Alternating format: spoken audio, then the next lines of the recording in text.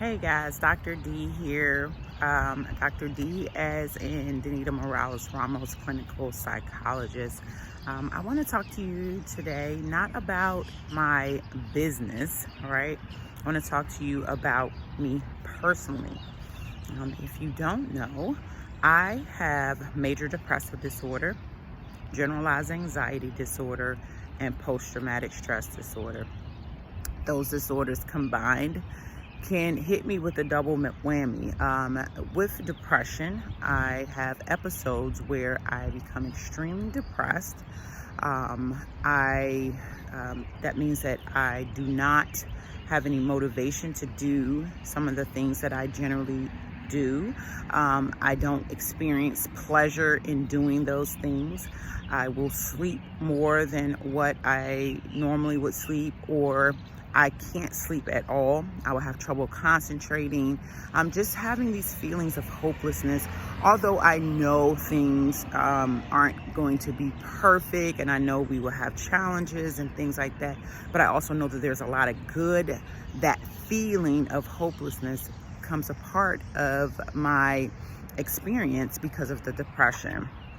I will tend to want to isolate myself, which I refuse to do. But, and so in order to go throughout my day, it is very hard because of the physical component related to that, like fatigue. Getting out of bed this morning in order to come out here and do this walk was a challenge for me because my body is tired. When you think about anxiety, the experience of restlessness and being on edge and irritable, excessive worry, even though, again, that worry may not be substantiated to certain regards, or I may worry more than other people as a part of that.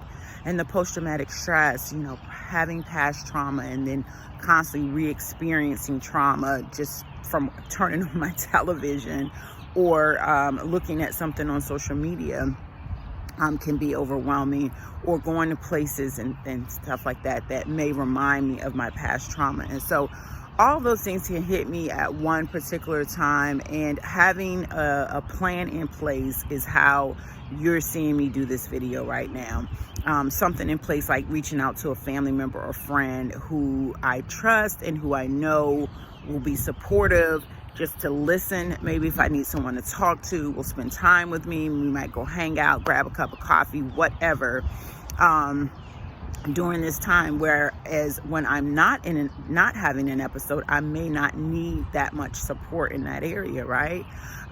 In addition, I also exercise. Like, I'm out here walking to get the happy chemicals flowing in my body. I eat things that make me feel good, literally make me feel good. And so things like eating oatmeal, that it calms you. Things like eating chocolate, not a Hershey bar, real chocolate without all the processed sugar in it, that will stimulate the body and improve the mood. So doing specific things like that. Reading books that, not garbage, but reading books that empower my mind, intrigue my mind, and things like that. And so I just want to share with you, it doesn't matter what you see on social media when someone's showing you all these pictures and all these videos, they're living their best life, and you may feel like that, I can't relate to them because my life isn't perfect. I'm not experiencing that 100%, fairy tale life. That's because it doesn't exist. And so I want to share with you all today that every person has a challenge. It may not be mental health, okay? Because mental health doesn't mean I'm psychotic. It just means that I experience certain challenges. I'm fully in my right mind, okay? But it does mean that I know that 1 in 25 people have a mental disorder, okay? It does mean that I know that in some ethnic groups or some populations, certain genders experience disorders more than others.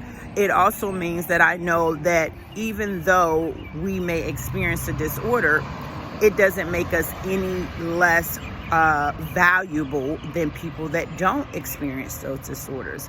And so see how you can add value, not just to other people today, but to yourself. Go crush your day.